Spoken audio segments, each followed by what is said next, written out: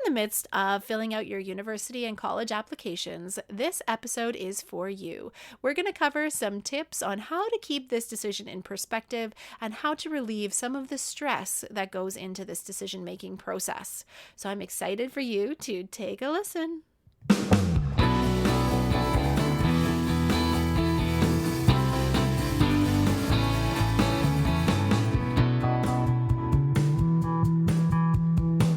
Welcome to the Gap Year Podcast, where we explore the who, what, where, when, and why of gap years.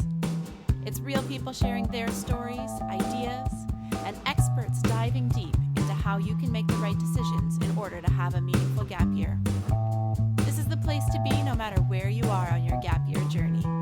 I'm Michelle Dittmer, your resident gap year expert. Let's jump right in.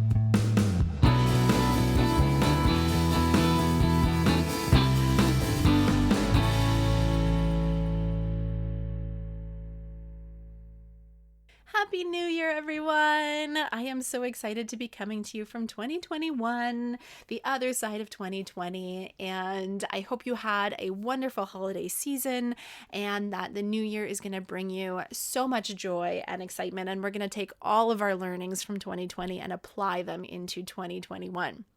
Now, this episode is all about your post-secondary application and giving you some tips about what maybe you should be considering on this journey. Now, this episode will not tell you what program and what school you should apply to, but it might change the way that you look at this decision, and it might help relieve some of the stress that's associated with this decision.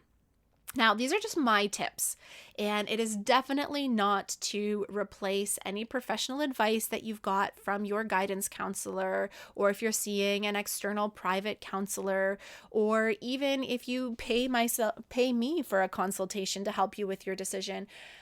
This is just some broad sweeping statements because each of your journeys, each of your stories are so unique, but I did want to weigh in and provide you some general tips to help you on your journey. So let's get started. Let's talk about the stress that you're feeling right now. The stress is real. It is very, very real. But let me give you a little bit of insight. Why you're feeling that stress is actually pretty artificial. Students are always coming to me saying that they really feel that this decision is going to set them either on a path for success, fame, fortune, happiness, or it's going to send them down a path where they're going to be living in their parents' basements with no job prospects in sight. And when we approach this with that mentality, of course it's stressful. And you know what? That perspective is absolutely 100% not true. School is important. I'm not anti-school, but we are so lucky in Canada to have an incredible school system, post-secondary system, that no matter what you choose and where you choose to go, you're going to be provided with a quality education. Now, to hammer this home a little bit, what I'd love for you to do is actually, after you finish this episode, I want you to go and survey all of the adults in your life that you can get access to. And I want you to ask them how many of them are directly working in the field that they studied for their undergraduate degree. And I can almost bet you that the answer is going to be not very many. So while you're looking forward at it, saying this is going to determine my life, all of these grown-ups are looking back and saying, you know what, it was a great experience, but I found my own way. I found my own path, and it wasn't necessarily contingent on this one decision. So let me give you my own personal example, actually. So although I run the Canadian Gap Year Association right now, my undergraduate degree is in biology from McMaster University. And if you were to ask me, am I directly using my science education in the work that I'm doing now? The answer is no. But if you ask me, was it a waste of time? I will also say no.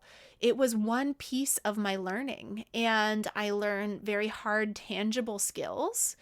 I learned things that made me employable and able to get jobs in other fields.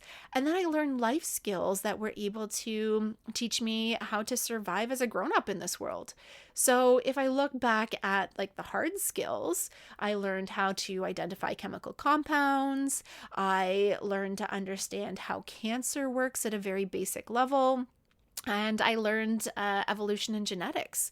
So some of those things come into play when I visit the doctors or when I'm purchasing cleaning products for my house. So there are things that were hard skills that I still use on a daily basis, but not in the work that I do, not in my career. But some of the other things that I learned through my studies was how to be a critical and analytical thinker. And that was something that plays out on a daily basis.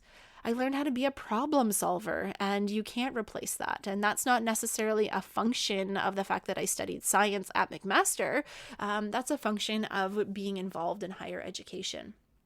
Now, when I look at the life skills I gained, oh my goodness, independence and confidence and decision-making and prioritization. Sometimes I learned that the hard way, and building relationships, both professional and personal and social ones. So all of these things came into my decision, but they weren't necessarily directly related to my science degree.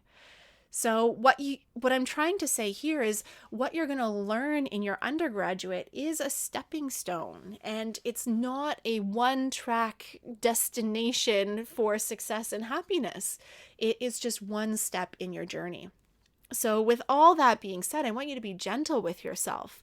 This decision is not going to define who you are, how happy or how successful you're going to be, or how much money you're going to make even. This is a decision that is one in a million decisions that you're going to make in your lifetime that are going to help shape whether you're going to be happy, healthy, and successful. So one of many decisions. So nothing, the whole world is not riding on this decision. There's some good news and some bad news coming out of that. I'll give you the good news first. The good news is that there's no wrong answer to where you should be applying. We have such phenomenal schools here in Canada that you will get a quality education as long as you're showing up, curious, ready to ask questions, and ready to take out any of the lessons that are being taught, whether they are curriculum-based or life-based. So there's no wrong decision here. But I'm also going to tell you the bad news. The bad news is that there's also no right answer. Just what you think is right for you in this moment. I'm going to say that again. There is no right answer, just what's right for you in this moment. And that's just what you think is right for you in this moment. That's all you can do. No decision that you're going to make right now on these applications is final. Nothing is unchangeable. Nothing is so life-defining that is going to destroy your life. You can change your mind. You can change the programs you want to go to. You can change the schools you want to attend. You can even push pause if you're not ready for post-secondary right now. So take a breath, and as you're filling out these applications, know that you're also buying yourself a little bit more time, because you likely won't have to accept an offer until May. And even beyond that, you can probably defer your acceptance until August. But we'll come back to that idea of deferral in a little bit because it's a little more complicated. So literally, you can buy yourself some more time. And although there is an increase in the fees that you're paying on your application if you're going to apply to more schools, if you think about it, if you're keeping your options a little bit open, a couple $100 here is a lot less expensive than an entire semester or entire year of post-secondary in the wrong program. So just take a breath, and there is no right or wrong answer, only what you know in this moment and what you feel in this moment is the right one for you. Now, it's a really noisy time of year. We've just come through the holidays. We've said goodbye to 2020. We're stepping into 2021, and we're getting all sorts of input from all over the place. So your school is likely on top of you for getting your applications in. Maybe your favorite teacher has an opinion on where you should go. Your guidance team is hounding you to get those applications in. There's going to be announcements and emails and posts and all sorts of things lighting up your phone, making sure you don't miss that deadline. And that can feel super overwhelming. You might also have your parents, whether they are super supportive and on your side and really encouraging you, or they may have particular goals and dreams and expectations of you that they are guiding you towards. So maybe they're providing all sorts of advice and guidance laced with different expectations, but it's all coming from a place of love. And that still, even from a place of love, can also add to your stress. So we've got the school talking to you about this, we've got your parents talking to you about this, and you're likely also chatting with your friends about their decisions. And while some of them may seem super confident, I can probably say they may not be as confident as they sound. Or even if they are super confident, they might change their mind later on down the road. There are so many twists and turns that life throws at us that you're going to stumble across uncertainty, whether it's now or later. So if you aren't the most confident in your circle of friends, don't fret. Other people will have that uncertainty at other times in their lives as well. Now, you also might want to be thinking about applying to the same schools or same programs as your friends because it's familiar and it's comfortable. I just want you to be aware of that because really in all of this noise, I don't want you to forget to listen to yourself. What is it that you truly want? What is it that interests you? When it comes down to the end, this is your life, and living out somebody else's dreams, whether that's a guidance counselor, a parent, a friend, if you're living out their dreams, it's going to end in mental health struggles or maybe family battles or resentment because we need to be true to ourselves. Now, I'm not saying throw out all the advice and all the data and pursue your passion because that is the only way to do it. Let's follow some of the signs here. Like if you want to be, let's say, a YouTube makeup influencer, that's great. But if you don't know anything about makeup, you don't know about video editing or proper lighting, or even have a business skill set, because you're going to need to set up contracts to be a really successful influencer. How are you going to set up those contracts to find out how you're going to be paid? How are you going to market yourself? It doesn't just come overnight. So if you don't have those other things, you're never going to make it out of your parents' basement. So I'm also not saying to ditch your passions and jump into the field of study that's going to earn you the most money. Because if that's not what your life goal is, that's not going to feel great for you. What I am trying to say is that this decision is a stepping stone for your overall life goals. But you need to know what your life goals are. And they may be similar or they may be different to those around you. So take some time to really understand what are your life goals and how are you going to make this a stepping stone that's going to put you one step closer to those goals. Now, in the world that we're living right now, in a global pandemic, there are just some things that we do not know. And that is uncomfortable and it doesn't feel great because as we're trying to make decisions, we don't have all the data that we would like to have. The reality is we don't know what schools are going to look like in the fall. Heck, this time last year, there was no global pandemic. Come March, we were looking and we were thinking that school would be normal as of September. And now we're almost a year into this and we have a vaccine, but we don't know what it's going to look like. So we don't know if school is going to be online or in person or hybrid. We don't know if residents will be open or closed. We don't know if there'll be a frosh week. Those are just things that we don't know at this stage in the game. We also don't know what the future of our economy is going to look like, which jobs are going to take off and which ones are going to tank. We're in uncharted territory. We can make educated guesses, and that's the best that we can do right now. But you know what? An educated guess is okay. You only can work with the data that you have and adjust your course as new information comes in. Things right now are not normal. Your high school and university or college experience will be vastly different than somebody who graduated 5 years ago, or even different than somebody who graduated last year, and will be different than somebody who graduates in 5 years from now. And you know what? That's okay. Things are different. So, in order to combat this uncertainty, I want you to think long and hard about what you want to get out of your post secondary experience. Is it the material and the learning and the knowledge that you're really craving? Is it the content and the curriculum? Is it the fact that you want to check off that you have your degree? Do you want just that piece of paper and the letters behind your name so you can move on? Different story. Is it the experience of living on campus? Is that really important to you? Or making new friends? Or perhaps it's connecting with professors and mentors and people who have similar values or similar academic interests to you. Knowing the answer as to what you want to get out of your post-secondary experience, these answers are also going to help you make a better decision into where you should apply. So let me give you a couple examples. If you just want your degree done and over with, jump into school right away, no matter what. Figure out what is the fastest, dirtiest way to get that degree or that diploma done and move on. Don't hesitate, just go. If you're unsure of what you want to say, maybe you really kind of like business or you kind of like science, you can find programs out there that have a common first year before specializing.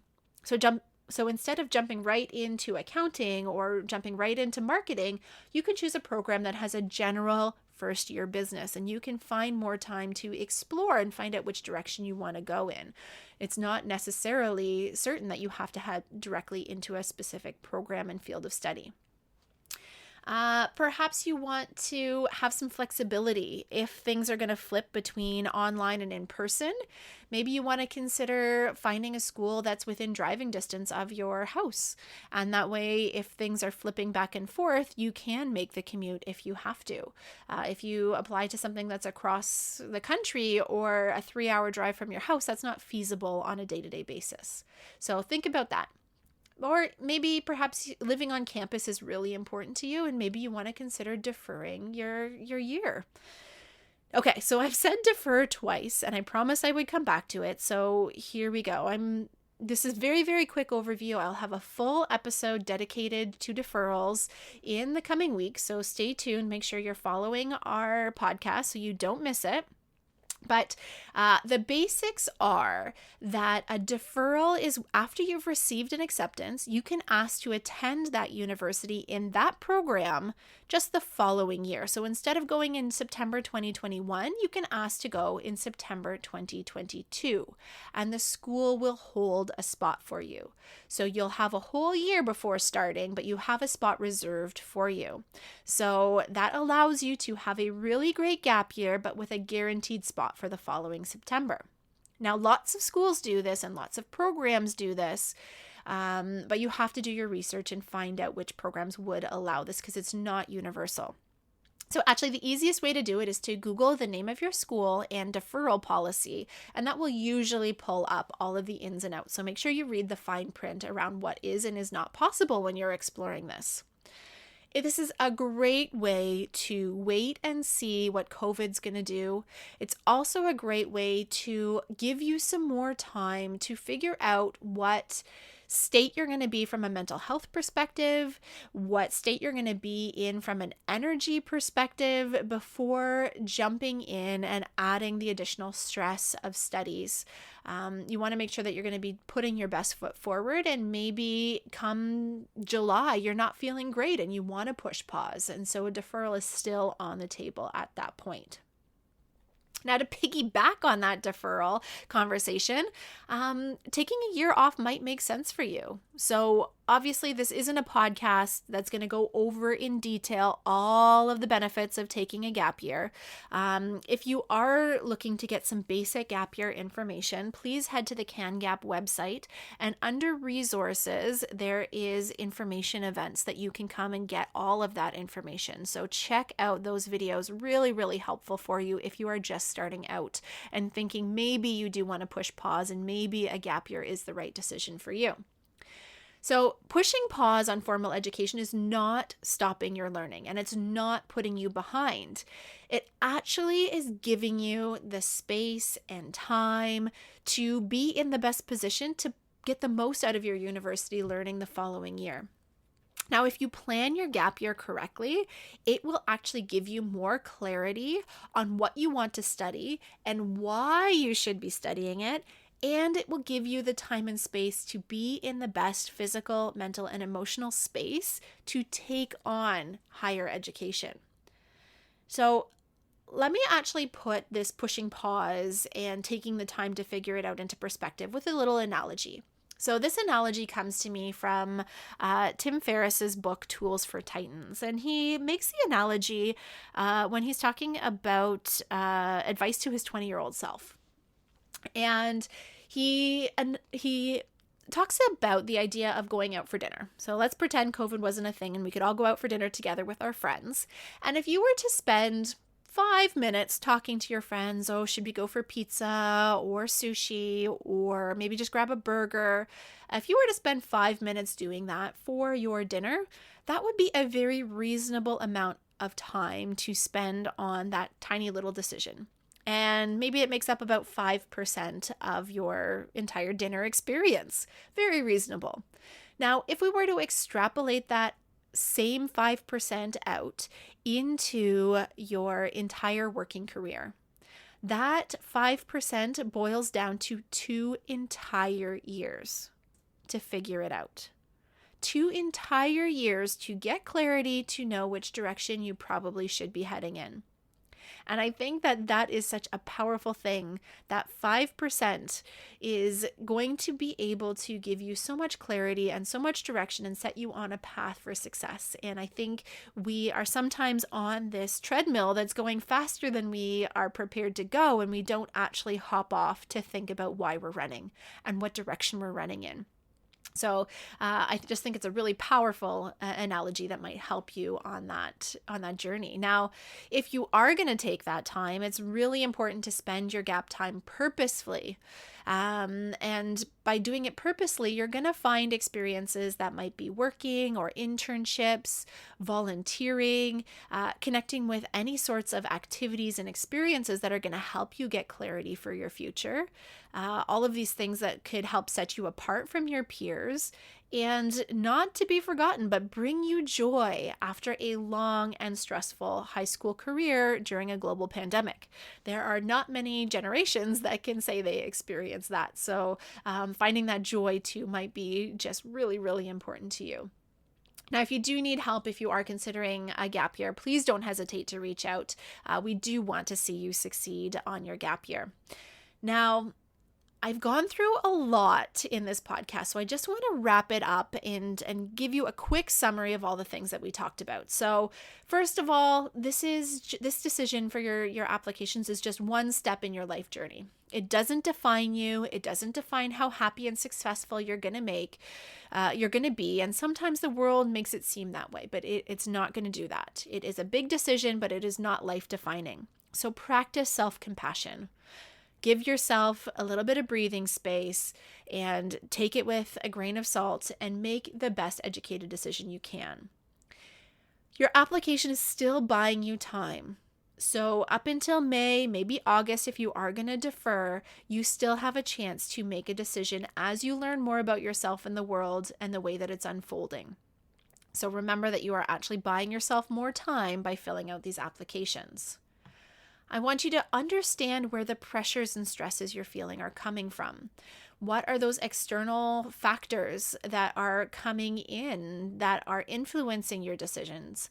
And I want you to make sure that you are taking those external influences and you are combining them with your own life goals. So don't let those external pieces drown out your internal narrative and what's important to you. Make sure that that still has a place in the decisions that you're making. I want you to identify what you want to get out of your post-secondary experience and see how you can make that happen. What are the pieces beyond just the program that you want to see come to fruition, and what makes the most sense to make that happen? So overall, I really want to help put this decision into perspective. It is a big decision. I am not belittling that. And one of the biggest decisions you've ever had to make. But I also want you to rest assured that it will not define you, and you can change your path at many, many steps along the way. You are going to make a lot of decisions in your life. And right now, all you can do is make the best educated decision you can, and you can adjust as you learn and grow. So I hope that this episode was helpful as you wade through the decisions. I hope that you feel a little bit better about tackling these decisions, and that you have a different perception and a different understanding of how you might want to tackle your application process.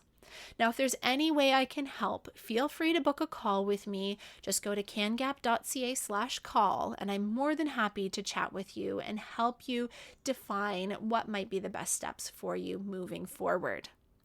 So from the Gap Year world, I'm Michelle Dittmer, and until we meet again, keep on adventuring.